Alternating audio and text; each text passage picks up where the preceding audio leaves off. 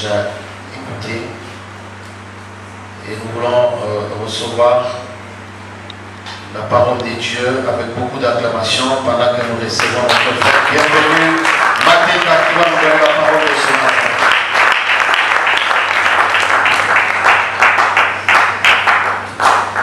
Amen, amen. Amen, amen. Je suis très heureux ce matin de pouvoir partager avec vous cette parole de vie, comme a dit le révérend pasteur. Mais la première des choses, c'est celle de remercier le comité dirigé par le révérend qui a voulu à ce que nous puissions ce matin nous mettre devant vous afin de parler de la part de Dieu. Et bien aimé, notre thème de l'année, comme le révérend l'a toujours dit, il est tiré du Acte des Apôtres, chapitre 24, verset 16, là où on nous demande de marcher constamment dans la parole de Dieu, dans la crainte de l'Éternel, et de regarder notre conscience. Ce que nous faisons doit refléter ce que Dieu nous dit à travers notre conscience. Ce que nous faisons, nous devons faire en sorte que notre Seigneur soit heureux, qu'il ait ses plaisirs, parce que c'est lui le consommateur et le rémunérateur dans notre foi. Et l'Église a le devoir de pouvoir nous conseiller régulièrement et constamment afin que nous puissions marcher dans la droite ligne. Et si donc, ce matin, nous allons parler de la part de Dieu qui nous a mis à cœur un thème intitulé « Investir dans l'œuvre de Dieu ». Investir dans l'œuvre de Dieu. Mais avant de pouvoir le faire, nous allons prier, nous allons demander à ce que le Seigneur nous donne l'intelligence et la sagesse de bien rendre la parole qui nous a mis. Nous allons prier en fermant les yeux. Seigneur notre Dieu, en ce matin où tu donnes cette opportunité de parler de ta part, nous demandons à ce que tu sois avec nous pour que cette parole, quand elle sortira, qu'elle puisse trouver une terre fertile et que quand on la mettra en pratique, que tout le monde soit heureux et que tu puisses trouver ta part. Nous t'avons ainsi prié au nom de Jésus. Amen. Amen. Amen. Amen. Ce que nous devons savoir, mes bien-aimés, c'est que Dieu, c'est un grand investisseur. Dieu, il a investi dans l'homme. Pourquoi il investit dans l'homme? Comme vous le savez très bien, quand on investit, on attend un résultat quelconque. C'est-à-dire, on met un capital, comme on a toujours dit dans la matière économique, pour espérer quelque chose. L'homme, qui est l'objet de l'investissement de Dieu, Dieu l'a créé pour le louer, pour l'adorer en esprit et en vérité. Et si donc, il met à sa disposition certains éléments que l'homme est appelé à produire, que l'homme est appelé à présenter auprès du Seigneur. Et si donc notre thème d'aujourd'hui, comme il est intitulé « Investir dans l'œuvre de Dieu », il s'articule en 3 points. Le premier point, Dieu est propriétaire de mes biens. Dieu est propriétaire de mes biens. Dieu est propriétaire de mon argent. Nous devons le savoir. Mais bien aimés, ne pensez pas que les dîmes, les offrandes, les libéralités, l'assistance aux veuves, l'assistance aux pauvres, c'est une invention des pasteurs. Non, ce n'est pas une invention des pasteurs. C'est ce que Dieu nous demande de faire. Amen, amen. Amen. Que ce soit les offrandes, que ce soit les dîmes, c'est ce que nous donnons aux veuves, ce que nous donnons aux orphelins, ce ne sont pas les pasteurs qui demandent de faire, mais c'est la Bible qui le déclare. Parce que nous ne sommes pas propriétaires de ce que Dieu nous met à notre disposition. Et sinon, nous allons prendre le passage suivant, 1 Chronique 29, verset 14. 1 Chronique 29, verset 14, nous allons lire au nom de Jésus. Celui qui trouve, il peut le lire. Qui a trouvé? 1 Chronique 29, verset 14.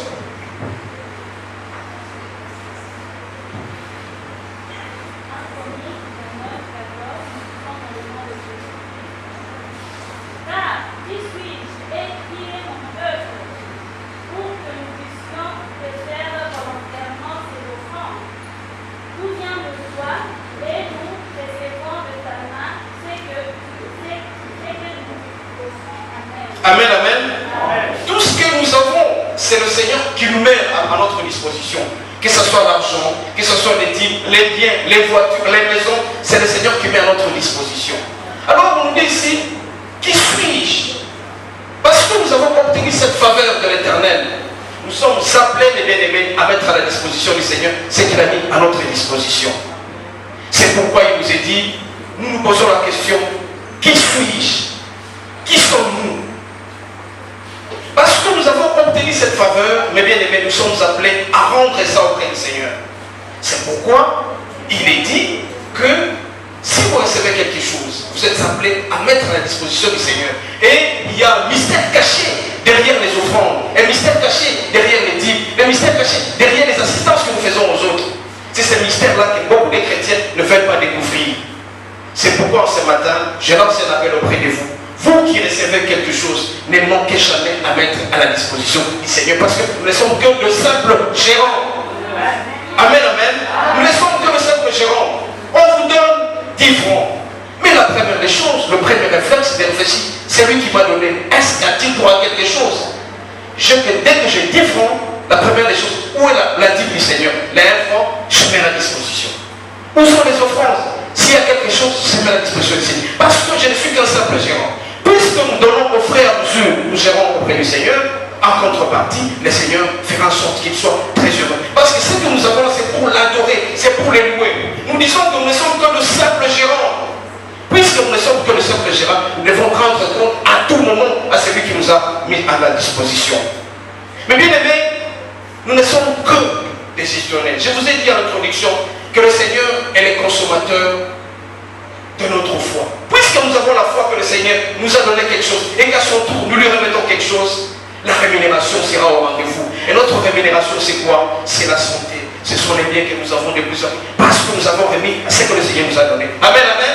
Amen. Nous avons cette obligation, mes bien-aimés. Quand nous avons quelque chose, nous nous posons la question, la première question, quelle est la part du Seigneur dans ce que j'ai? Est-ce que vous vous posez, mes bien-aimés, la question de savoir ce que le Seigneur vous a donné? Quelle est sa part? On vous donne 10 francs, vous consommez de tout, vous pensez que non, c'est gratuit. Mais le propriétaire qui vous a donné ça, il a droit à quelque chose. Vous aussi, mes bien-aimés, c'est une obligation que le Seigneur nous demande de respecter, de lui donner cette dîme, de lui donner cette offrande-là. Vous voyez quelqu'un qui est souffrant, vous voyez une veuve, vous voyez un orphelin qui souffre, et vous avez des milliards. Pourquoi rester dans cette condition-là? Et vous allez remarquer, mes bien-aimés, les pays les plus développés, ce sont les pays qui donnent, qui assistent les autres. Vous aussi, vous avez besoin d'être grand. Vous avez besoin de faire en sorte que notre église puisse aller de l'avant. Donnez au Seigneur. Rendez au Seigneur, c'est très important. Amen, amen. Nous ne sommes que de simples gestionnaires. Je suis le témoignage le plus vivant de ce que je fais. Quand j'ai un 100 francs, la première des choses, je regarde. Est-ce que c'est pas à droit à ça? C'est Dieu, à travers ses pas, qui m'a donné ça. Et je dois donner immédiatement. Amen, amen. Tous les 100 francs que je reçois, le premier réflexe, je donne aussi parce que je suis comme simple gestionnaire. Pour le cas de mon témoignage, mes bien-aimés, j'ai été ordonnateur délégué du gouvernement pour le premier mandat. Je n'ai pas fait ça. Et j'ai constaté que c'était une dette grande que je dois au Seigneur. Et je suis obligé de payer cette dette-là pour que le Seigneur soit content dans ce que j'ai fait. Amen, amen. Donc nous ne sommes que les gestionnaires et nous sommes obligés de rendre ce que le Seigneur a mis à notre disposition. Le deuxième point, c'est que je suis le gérant des biens de Dieu. Je suis le gérant des biens de Dieu. Et nous avons lu dans 2 Corinthiens 5, verset 10. 2 Corinthiens 5, verset 10, celui qui a trouvé peut nous lire.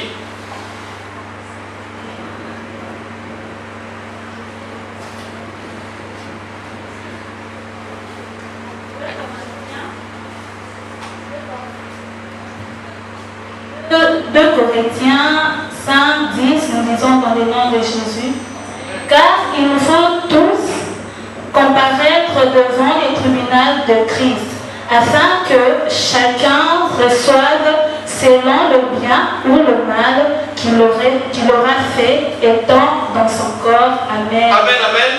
À la fin, nous sommes obligés de rendre compte auprès du Seigneur. Tout ce que nous avons reçu, qu'est-ce que nous avons fait de cela? C'est le jugement qui est là. Le Seigneur Jésus, quand il reviendra, il va juger les justes et les injustes. Tout ce que vous avez reçu, vous avez l'obligation de rendre compte. Tout ce que vous recevez, vous aussi, mes bien-aimés, puisque vous avez quelque chose de particulier, le Seigneur vous demande de pouvoir faire l'essentiel pour que nous autres, pour que l'évangélisation, particulièrement l'évangélisation, pour l'instant, nous avons une population d'à peu près 7 milliards. Mais dans le 7 milliards, il y a à peine 1 milliard de la population qui connaissent Jésus. Est-ce que ça c'est bien ça? Et pourtant le reste, ce sont les bouddhistes, les musulmans. Mais si vous mettez quelque chose à la disposition du Seigneur, l'évangélisation sera au rendez-vous. Le Seigneur vous posera la question, est-ce que vous avez mis quelque chose pour l'évangélisation? Et je suis très heureux de dire ici que quand le révérend pasteur annonce au mois de juillet que l'évangélisation est au rendez-vous, nous avons cette obligation-là de donner pour que l'évangélisation puisse aller de l'avant. Parce que le jour des jugements, quand nous serons jugés, mes bien-aimés, que nous puissions être sûrs que nous avons participé à l'évangélisation. Amen, amen. Donc nous sommes les gestionnaires de ce que nous avons. Parce que tout ce que nous sommes, je vous ai dit, c'est la grâce. Et cette grâce, elle est traduite dans 1 Corinthiens 15, verset 10. On peut nous le lire. 1 Corinthiens 15, verset 10. Qu'est-ce qu'il est dit là?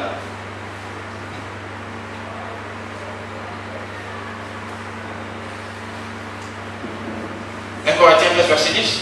Nous lisons 1 Corinthiens 15, 10. Par la grâce de Dieu, je suis ce que je suis. Et sa grâce envers moi n'a pas été vaine. Loin de là, j'ai travaillé plus que tous. Non par moi toutefois, mais la grâce de Dieu qui est avec moi. Amen. Voilà, cette grâce, c'est l'investissement que le Seigneur a mis à nous. Cet investissement, quand le Seigneur investit à nous, il nous donne cette grâce. Nous aussi, à notre tour, nous sommes appelés à louer. On le loue avec les biens. Nous avons les dons à la fois physiques et spirituels. Ce sont ces dons spirituels-là que nous sommes appelés à le faire, à réaliser. Et quand nous louons le Seigneur avec nos biens, le Seigneur est très très content. Et vous allez remarquer que la plupart des gens, la main qui donne, c'est la main qui reçoit. Mais la main qui ne donne pas, cette main ne recevra jamais. Beaucoup de gens se posent la question, je suis allé chez mon papa, un qui est millionnaire, et il m'a donné seulement 10 francs. Rappelez-vous, est-ce que vous donnez à l'église? Parce que très souvent, nous vivons ce que nous faisons. Tout ce que vous donnez, c'est ce que vous allez recevoir. Vous mettez 100 francs aujourd'hui, il y a des gens qui viennent à l'église, au lieu de mettre par exemple 1000 francs, ils mettent un 100 francs qui n'existe pas et ils les mettent là-bas. Mais attention, est-ce que vous pensez que le Seigneur répondra positivement à vos demandes? Mais quand vous multipliez, vous mettez un bon billet de 1000 francs, de 2000 francs, soyez sûr et certain, parce que cet argent ira à l'évangélisation. Parce que cet argent va attirer auprès du Seigneur certaines personnes. Mais le Seigneur, qui est le rémunérateur de votre foi, il va vous multiplier au centime. Mais bien aimé, amen, amen. Mais dans la Bible aussi, il est dit, ne vous inquiétez de rien, faites connaître vos besoins par le prière et les supplications. Vous pouvez prier, vous priez, vous priez. Mais la patience et la persévérance sera là. Mais faites une action. On a toujours dit que vous avez votre part de responsabilité et le Seigneur a sa part de responsabilité. Vous recevez régulièrement des dons, vous ne savez pas le partager. Mais bien aimés, soyons des gens qui partagent régulièrement avec les autres. Si vous essayez, vous tentez cette expérience et vous allez réussir. Amen, amen. C'est très important. Nous ne sommes que de simples gestionnaires. Ce qui nous appartient à Dieu. Et nous sommes appelés à continuer à gérer en partageant avec Dieu. Et si vous pensez que vous êtes égoïste, attention, cet égoïsme vous amènera à l'extinction de ce que vous avez. Amen, amen. Mais au fur et à mesure que vous donnez, et vous allez voir notre église sera trop grande. Et je pense aussi un jour, après 10 ans, nous allons construire un building ici. Et ça sera une attraction de tout le monde. Et on dira ça, c'est l'église des hommes bénis. Mais il y a des gens qui peuvent se donner une discipline que chaque semaine, je me fais les devoirs de donner au Seigneur, par exemple, 10 $. Et si vous faites cette discipline, essayez cet exercice-là, et vous verrez que votre poche ne sera jamais trouée. Amen, amen. Une poche qui n'a jamais été trouée, c'est une poche qui sait donner au Seigneur. Une poche qui n'est pas égoïste. Mais si vous êtes égoïste, partout où vous irez, vous allez trouver aussi des hommes égoïstes. Amen, amen.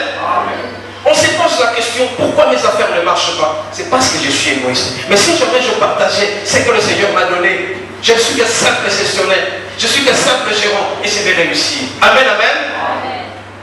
Nous continuons. Si on peut lire Matthieu 25, verset 21. Le fait de donner, c'est beaucoup plus pour soutenir l'œuvre de Dieu. Quand nous soutenons l'œuvre de Dieu, le Seigneur sera très content et très heureux. Et il dira que cet investissement que je vais en cet homme-là, j'ai réussi. On peut lire Matthieu 25, verset 21.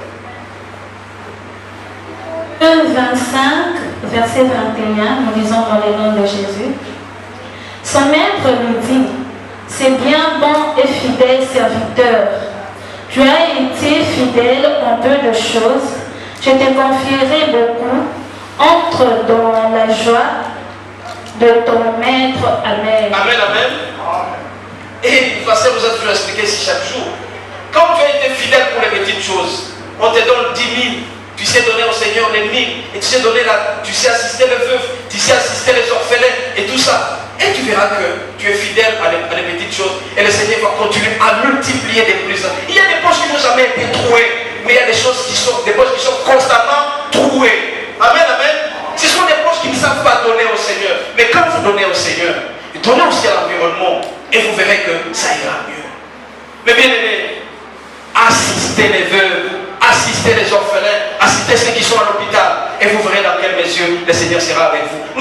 D'ici là, nous serons à la fin de l'année. Est-ce que vous avez déjà fait un projet pour assister ceux qui sont en souffrance? Mettez-vous dans cette question-là, votre bilan toute l'année durant. Qu'est-ce que j'ai fait avec ce que le Seigneur m'a donné? Il ne suffit pas tout simplement de dire que c'est sur mon salaire que je vais prélever, mais tout ce qui tombe dans votre poche, amen, amen, tout ce qui est revenu, vous êtes appelés à donner au Seigneur ce qui lui doit. Nous ne sommes que de simples gestionnaires. Et parmi les jeunes que je vois ici, si vous êtes étudiant, si vous apprenez à mettre régulièrement la part du Seigneur dans ce qu'on vous donne, vous allez voir qu'un jour vous me donnerez raison, car le Seigneur ne trompe jamais. Le Seigneur dit, celle que vous aurez donnée, c'est que vous allez recevoir. Amen, amen. Et tout ce dont vous avez besoin, c'est à travers le Seigneur que vous allez les trouver.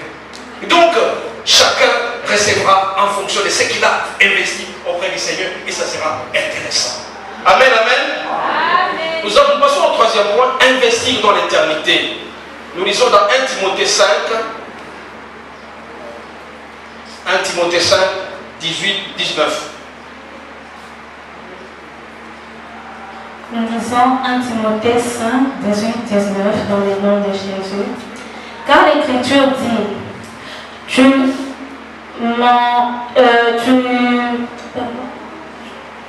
ne muselleras point le bœuf quand il foule le grain, et l'ouvrier mérite son salaire.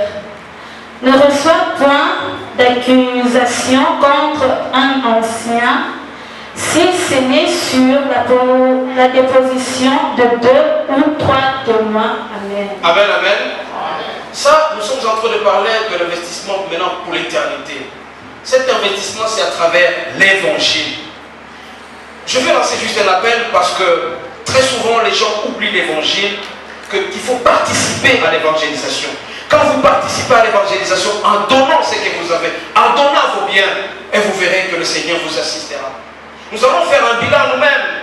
Qu'est-ce que nous faisons chaque mois pour le Seigneur, pour l'évangélisation? L'évangélisation, c'est le fait que tout le monde connaisse à travers Jean 3,16 que Jésus-Christ est Seigneur. Et quand il y a des gens qui connaissent à travers cette évangélisation, en incitant par exemple, on peut arriver à cette église, on constate qu'il y a certaines personnes qui manquent de Bible. On se dit, on fait un don par exemple, des 50 Bibles. C'est la participation à l'évangélisation. Nous participons à tout ça. Et ça, c'est vraiment intéressant pour nous. Et le Seigneur